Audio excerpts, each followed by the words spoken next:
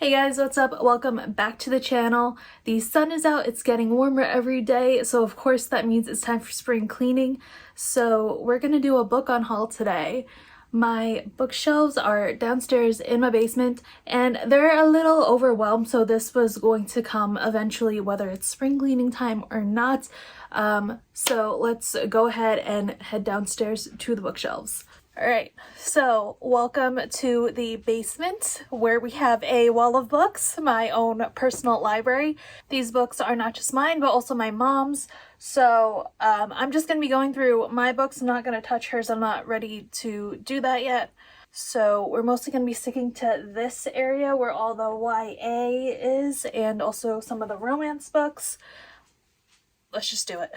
As you can see, my shelves are overflowing. Like there's no place for these. So right away, I know there's one book that I will never touch.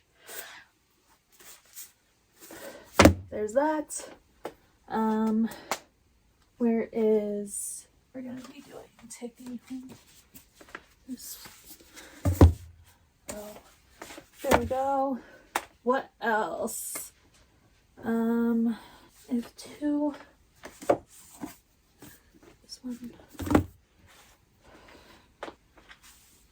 We're gonna make it up.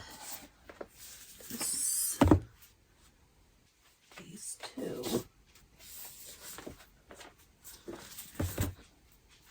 Oh, this one.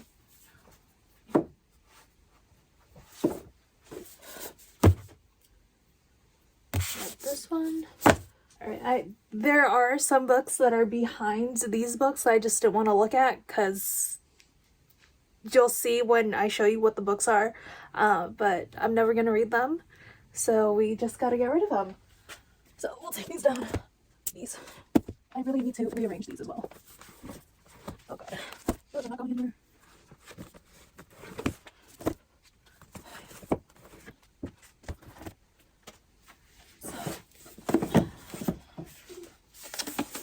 Obviously, you know why I'm never touching these.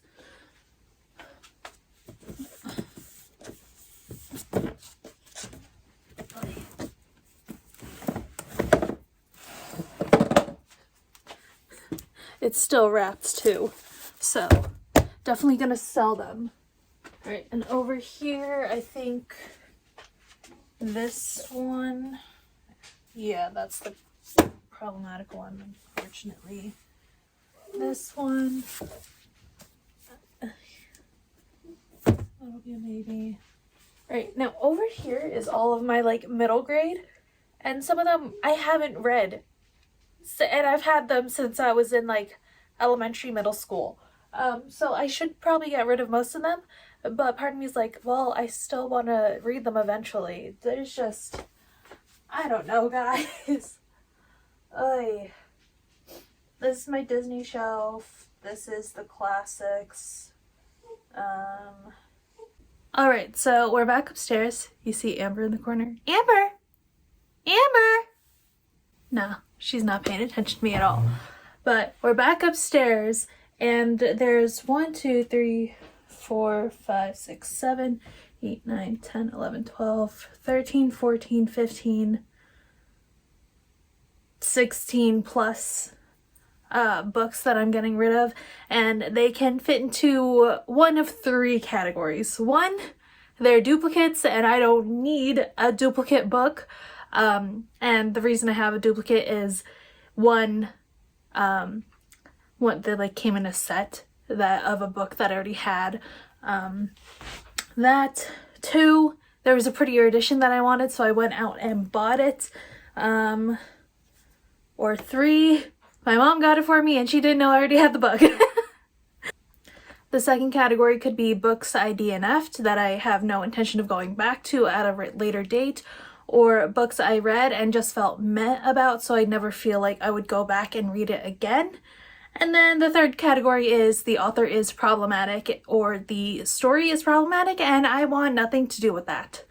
So should we start with the duplicates and then start on a happy note, or do the problematic stuff first and end on a happy note? I guess let's end on a happy note. Up first, you guys saw me pull this. It Ends With Us by Colleen Hoover. This romanticized abuse that all her books do, I have heard way more than I ever need to know about Colleen Hoover through Book Talk and BookTube, and I'm just not comfortable with the subject matter that she writes in all of her books. I have to admit that before I found out all of that with her, about her and her books, I only bought this because the hype got to me, I will say. So if anything, just trust your gut. Don't buy things just because of the hype. Buy them because you actually want to read them. I didn't ever actually want to read this. I just wanted to see what the hype was about. But now I'm good. I'm good. I don't need to touch this. So she's going. All right, next up we have The House in the Cerulean Sea by TJ Klune.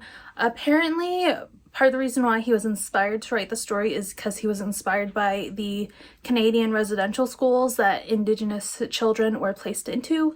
So we're not touching it. Again, I heard really good things about this book before the controversy came out, and that's why I bought it. It sounded good, but again, we're not gonna touch it. It's going away.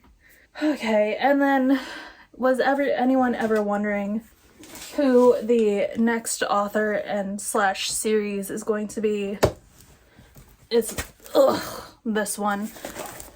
Obviously, I'm not going to go into all of the controversies this author has embroiled themselves in, but fun fact, I never read this series when I was a little kid, and the only reason why I watched the movies was because my high school band was doing a trip down to Universal. So I kind of just wanted to know what I was going into when we were going to spend all days in those parks.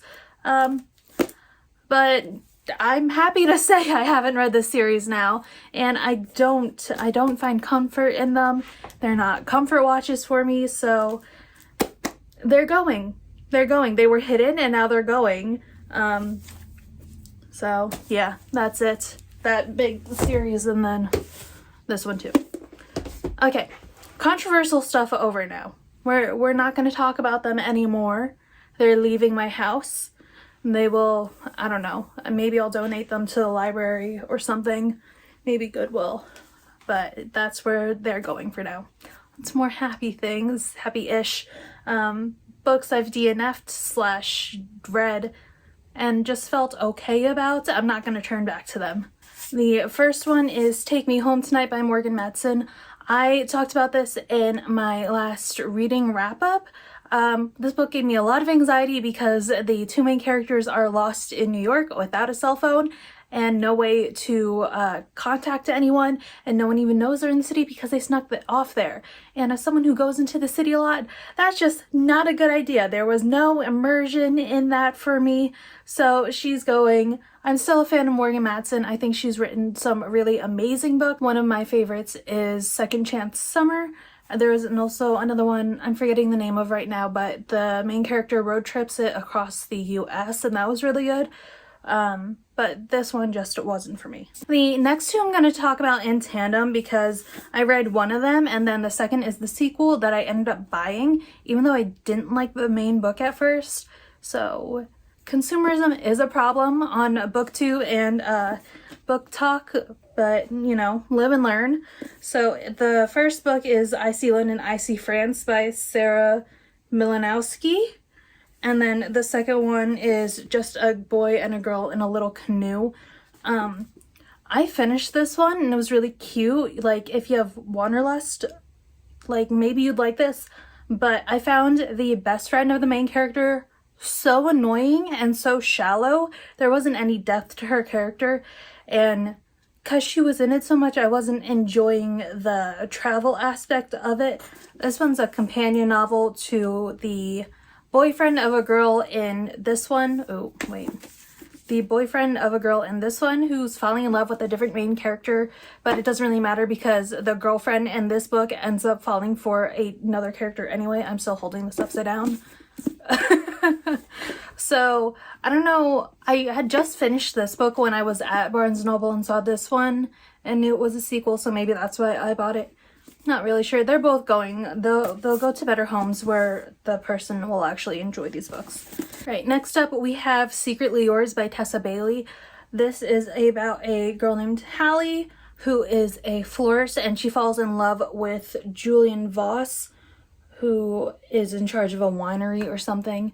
They knew each other in high school, but then don't meet up again until they're adults. So it's kind of second chance romance, which I like. I love second chance romance.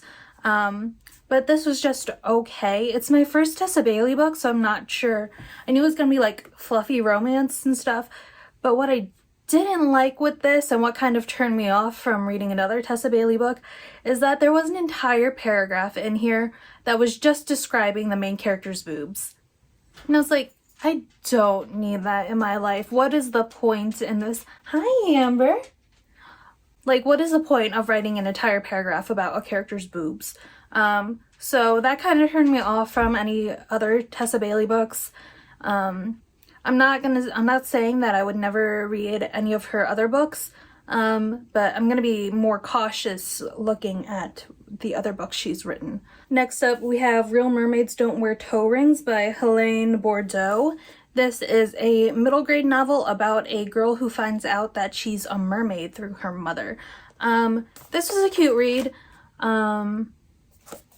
but yeah, it's middle grade, so I'm definitely not the target audience. I enjoyed it. I think there's supposed to be sequels to this, but I'm not going to pick it up again, so it can go to a better home. Then the same can be said about Forbidden Sea by Sheila A. Nielsen. This is another middle grade. Again, about a mermaid. I went through a mermaid phase when I was in middle school / elementary school. Who hasn't? But the mermaids in this one, they're more devious than in Real Mermaids Don't Wear Toe Rings. Let's see. It's been a minute since I read this, but the main character is courted basically by like the Prince of the Mermaids or something like that. Again, I enjoyed this actually, but I'm not gonna pick it up again, so I can go to a better home. That's what a lot of these are like. I enjoyed them, but I'll never look at them again, versus the ones that I really love and will want to reread over and over again. And then this last one is Comics Will Break Your Heart by Faith Erin Hicks. This is like kind of like an enemies to lovers romance book, YA romance book. The female main character's grandfather co-wrote a smash hit comic series, but then sold the rights to his co-creator for nothing. So Miriam has nearly nothing, and her romance is with the other co-creator's grandson. So that's what it's about. I liked it because I went through a Marvel phase. I'm gonna say phase because I'm not really into Marvel right now, but also what they're putting out right now is not great quality, let's be real. But I like the geekiness, like the geekiness aspect of it. Again, this can just go to a better home. There are also 2 books up here that I'm like questioning whether I want to keep them or give them away, because they are part of a series, but they are not the first books in the series. So if I have not read the first book, why should I be keeping books 2 or books 3 of the series that I haven't even started yet? So the first one is Glass Sword by Victoria Aveyard, which is part of the Red Queen series. I don't have the Red Queen. I'm not sure if I'm ever gonna read it. So I'm questioning whether I should keep this or not, because if I do intend to read the Red Queen, it's not gonna be anytime soon, because if it was anytime soon, I would have picked up the Red Queen and had the book in my library. So I'm leaning towards giving this away. Part of the reason I also have just random books in a series is because I did buy them secondhand for really cheap. So I was like, well, if I'm gonna read the series anyway, might as well buy the books for cheaper secondhand. But that was just me wanting to spend money in hindsight. So I think I'm gonna get rid of this. If I really do want to read the series, I can go to my library and read it, or even listen to the audiobook. So thanks for letting me talk that out with you guys. And then the second one is Winter by Marissa Meyer. This is part of the Lunar Chronicles. I also bought this secondhand. You can tell that the spine is kind of crumbling. It's part of, it was a library book, so I definitely went to a library sale for this one. I think I'm also gonna give this away. It'll probably just be donated. I don't really want to sell a book in like this condition to someone, whereas all the other ones, they're pretty much in the same condition that I bought them in. But this will be donated. I don't even know why I bought this. Again, in hindsight, I'm like, Megan, this is such a stupid purchase. Because when the Lunar Chronicles was first released, I picked them up, I read the back of them, and was like, is that interesting to me? Nah, I'm okay not reading it. So why I have this, I don't. And the final category, which is books that I really enjoyed but just have duplicates of. So the first one is Loveless by Alice Oseman. I think this is the UK paperback cover, and I have the version that I read and had bought first was the US hardcover edition, and I really enjoyed that. This, I came home one day and my mom was like, I got this book for you. I saw it. I know you like the author. I didn't know if you had it or not. So now I have this, but it's gonna be sold or donated. I don't need 2 copies of the same book. And I really like the edition, the hardcover edition, better. And it also matches the edition that I have of I Was Born for This. So she's going to be donated. Great book though, guys. Really, really, really love this book. It's probably one of my favorite Alice Oseman books that she's written that I've read so far. Right, and then next up we have Suki Alone. This is one of the Avatar comics. I recently got like a box set with 3 of the Avatar comics in it for Christmas, and Suki Alone was one of them, so it's just a duplicate. I think I'm gonna give this to one of my dad's co-workers because she's also into Avatar, so I'll see if she wants this. Say hi to the camera, Amber. No. Alright, and then next up we have the hardcover edition of If I'm Being Honest by Emily Wibberley and Austin Siegmund Broca. This is a modern retelling of The Taming of the Shrew, which I love this book, and I love what oh my god. I love what Emily Wibberley and Austin Siegmund Broca are doing with their YA novels, where they're all taking place in the same universe. So there's like a chapter in each book where you see a mention of the other characters in them. So I absolutely loved this. But I don't need to keep a hardcover and a paperback. I'm going to be keeping the paperback of this because it has a bonus chapter in it from the perspective of the male main character. The next one is Aristotle and Dante Discover the Secrets of the Universe. This is the paperback version. I will be keeping the pretty hardcover version for myself.